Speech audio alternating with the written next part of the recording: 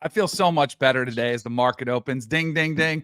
I have my trading logbook. I couldn't find it last week. Now I've got it. So I've been able to register my trades. Went back and noted the ones from last week. And I'm going to start it off with ticker symbol. Oh, JKS. Jaron-Keawe Sagapolutele. Let's go. Let's go. Let's go. If you're going to buy up some JKS stock, you better say the dang name right. My man is on fire. He was impressive in some blowout wins, but then in the win against Minnesota, clean sheet, 3 touchdowns with the dub. Cal's a team that I think when we did the win totals, like, good luck, Justin Wilcox. Like, you'll be looking for a job next year. You know what he might be looking for now? A spot in the college football playoff, because their schedule, much like Georgia Tech's, is one of the easier ones in the ACC. Get in your JKS stock now before it explodes and people nationally start taking notice of the lefty who's slinging it. True freshman, looks great, got there in January. This has been an unbelievable find for Cal. It's fun. Thank goodness the ACC has a team out in the West Coast that's kind of turning some heads. I'd love to see them surprise.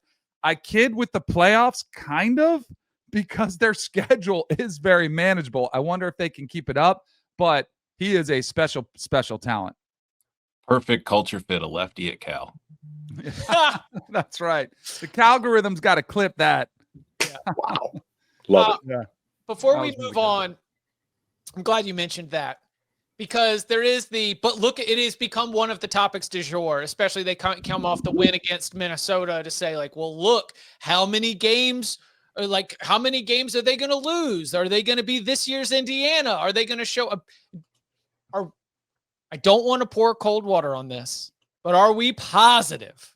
Are we positive that this is a trustworthy operation to go through and win every single game that you're favored to win? Because you can tell me, you're going to be favored to win this many more games, but no. Because No. I think we've got a real crab in a bucket scenario with some of these ACC teams where we call SMU's schedule easy.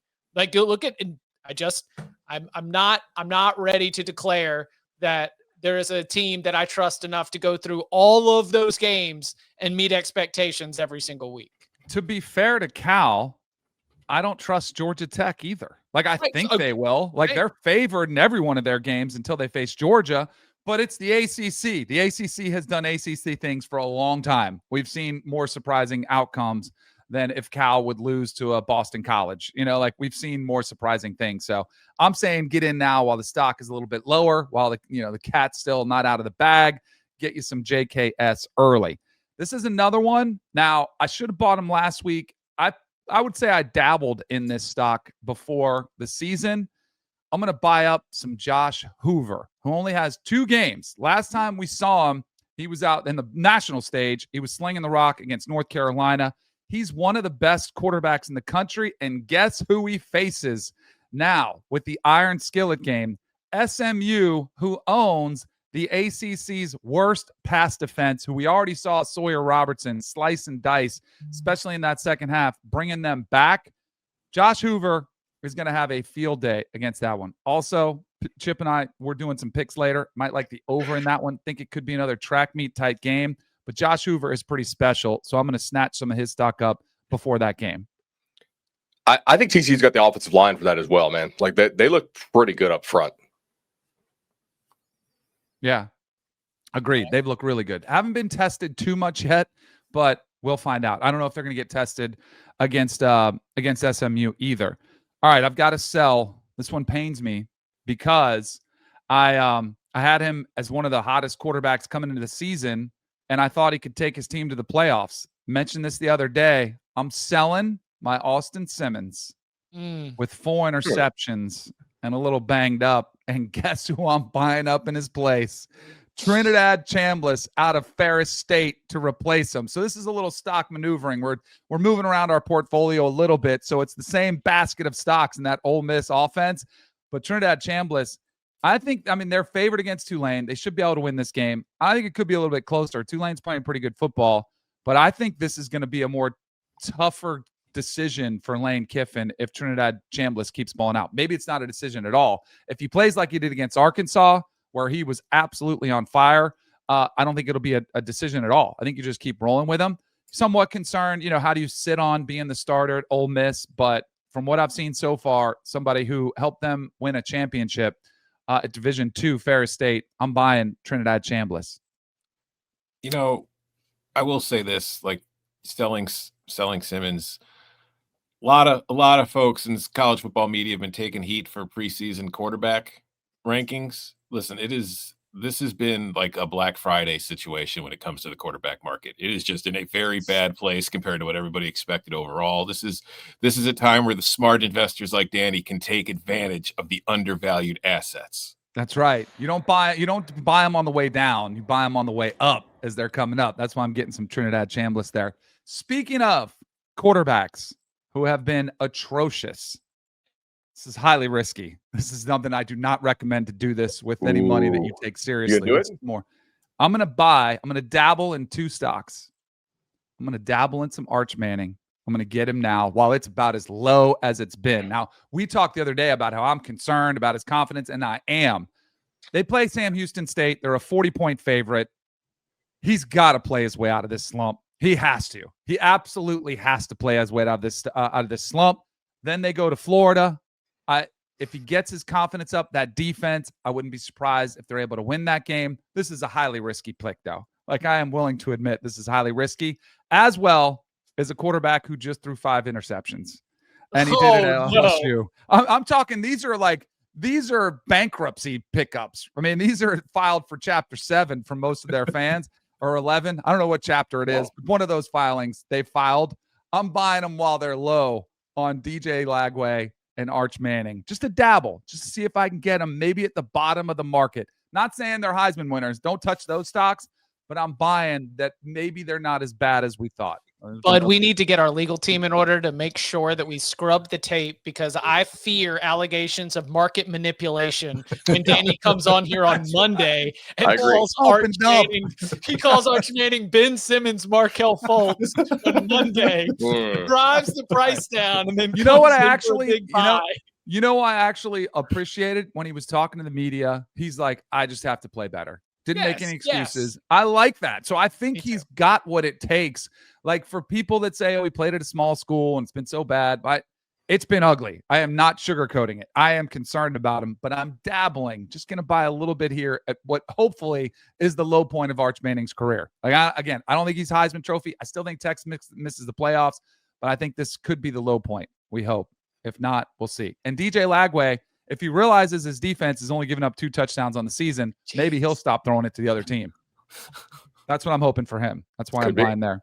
Yeah, we'll get into that game a little bit more later. Yeah. But the fact that DJ Lagway is so clearly, and the offense in general is so clearly the issue for Florida right now is was not on my bingo card, as they say. One more play. I don't know if people are aware of this, if you're not super involved in the markets, but you can sell stocks short, which means you can make money on the way down. Mm-hmm. Old Fornelli advisors got my ear on this one. I'm selling my Cade. I'm selling even more. Like, I sold my stock. Now I'm shorting it to say, I don't know what's going on. I know Dabo's out there and he's pounding the table and he's saying, fire me if you don't like it. I wonder if Cade Klubnik, now the Clemson fans are not going to like this, but do you remember how emphatically Dabo defended DJU? Like, he was, I wonder if Cade's confidence is finally rocked to the point where I think he can be good. I just don't think he can be great. I think they win this weekend, but I'm selling short Cade Klubnik as a playoff quarterback.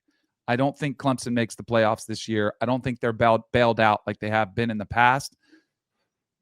I think it's just going to be a rough year for Clemson, which for their standard is probably 9-3, which is incredible. It's a problem that a lot of schools would love to have. I think there's something different about this team. Did you watch? I'm guessing, you probably got Supercut, the highlights, right? But oh yeah, the full 54 minutes of Dabo at the mic. Watch it all? Did you look? It seems to me that the the things that are getting under Dabo's skin is not, I mean, I know that Dabo's a huge fan of the Cover 3 podcast. I know that he's aware of a lot of the national voices. It sounds to me like it is some of the voices that are the closest to the program, that the frustrations from powerful individuals and from, tastemakers within the Clemson community, that their frustrations are the ones that he's like, hey, whoa, look what I've done for you. And then that's leading to a little bit of a schism within the Clemson football fan base, right? Where I've seen some reasonable voices that are like, hey guys, grass might not be greener. There is at least, it seems to me that he is not doing the Roy bus in the way that like nobody believes in you. I think he is frustrated at some of the fans, and because I don't think he listens to every single message board post or radio call, but I think that there's probably some people within the Clemson community that he does hear from, and he's a little bit frustrated with how they're talking about his football program right now.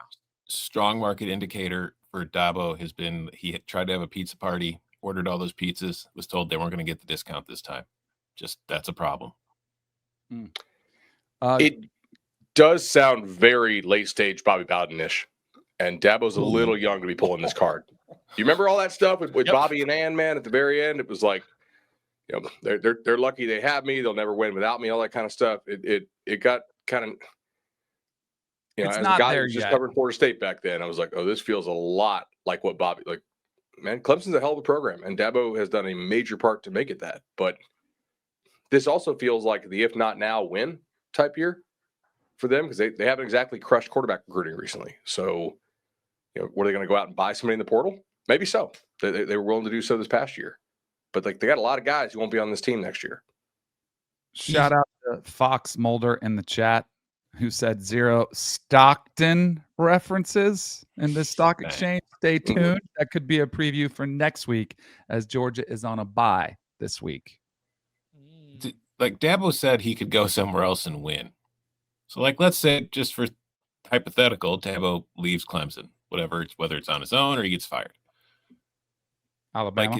Is Florida hiring Dabo? Is Alabama hiring Dabo? Just based on how things have gone there and just his approach to running a program right now in this current environment, how attractive do you think Dabo is on the open market? I could see Florida hiring Dabo after a 8-4 season. Yeah. I would want to have assurances that he'd be willing to embrace the portal more.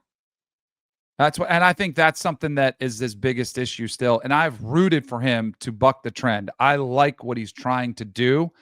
I just think it's like trying to win in the NFL just through the draft.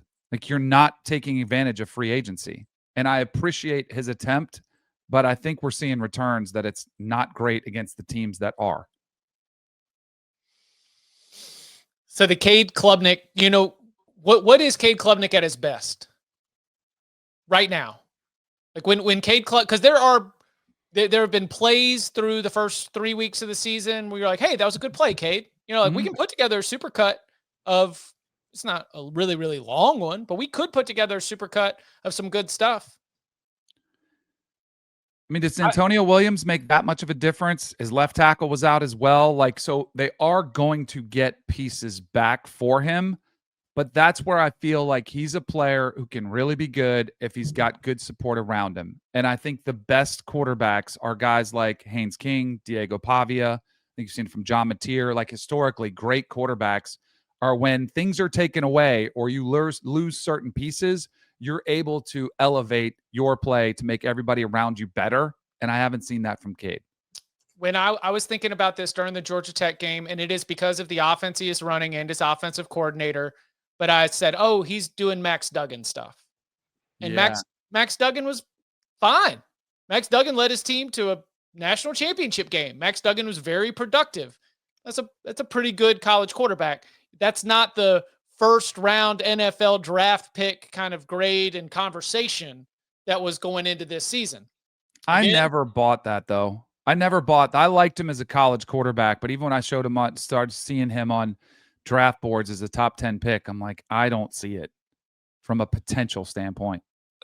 I don't think Cade would start at every program in the country compared to like teams have, but I think Cade is good enough to where there isn't a Power 4 school where I don't think he could play at. It just depending at, like this talent around him. I just don't think Clemson has the talent around him. Like I'm not a big Cade guy as far as his NFL projection or being one of the top quarterbacks in the country. But I do think he's talented enough that if he had a very good offensive line and he had very good run game and he had really good receivers around him and he was just a point guard, he'd be wonderful, because then all you'd really need for him to do is get the ball out and scramble when you need to. I mean, and you talk about call from coming from inside the house. You got Eric McLean running through Exos coaches film, just calling out everything. Why are you bringing this guy in motion? That's an extra hat into the box. How are you even going to win running the football into loaded boxes? I mean, whew, tense times in the upstate. All right, sorry, didn't mean to derail that, but I know there was a lot of Clemson conversation in the tailgate, so if we could include it,